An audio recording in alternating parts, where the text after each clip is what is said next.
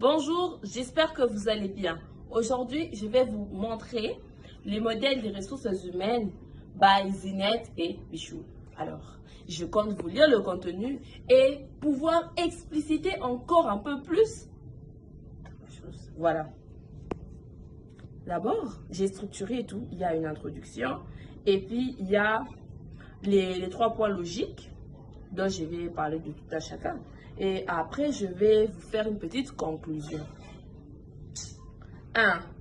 Déjà, l'introduction. Le modèle de Zinette et Pichoul propose une vision dynamique de la gestion des ressources humaines.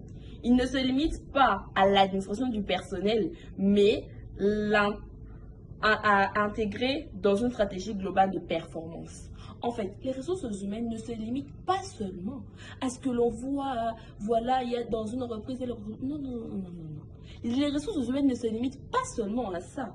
Mais les ressources humaines, il faut aussi également de la stratégie, de l'innovation. Alors, pour les 3 points fondamentaux, vu que j'y passe déjà, la logique d'action. Il y a aussi la cohérence interne et pour finir, la cohérence externe et je finirai par la conclusion. La logique d'action. Chaque acteur, dirigeant, salarié, syndicat, a ses propres objectifs en stratégie. La gestion des ressources humaines consiste à gérer ces actions parfois divergentes. Donc, des fois, ces actions-là n'ont pas de point de rencontre et ont trop de points différents. Et la gestion des ressources humaines vise à les relier. Alors, pour ce qui concerne la cohérence interne, la gestion des ressources humaines doit être alignée avec les autres fonctions de l'entreprise. La production, les finances. Par exemple, une politique de motivation doit correspondre à la réalité budgétaire. Vous savez, dans une entreprise, c'est très facile que le personnel soit démotivé. Or, ce n'est pas une très bonne chose. Un gestionnaire des ressources humaines doit aussi être un manager, vous savez. Un manager, donc il doit connaître l'équipe. La cohérence externe. La GRH doit s'adapter à l'environnement externe. Le marché du travail, législatif, pour vous dire. Les gestion des ressources humaines doit s'adapter et doit être partout et dans tout. On ne peut pas exclure la gestion des ressources humaines dans une entreprise, que ce soit dans le secteur de l'économie, que ce soit dans le droit, la gestion des ressources humaines intervient partout. Et pour conclure,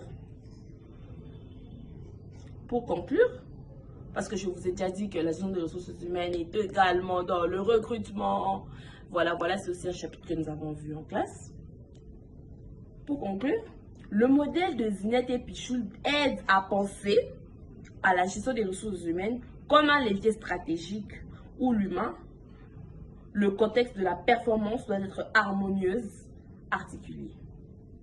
Ce résumé est vraiment très enrichi. Pourquoi je le dis?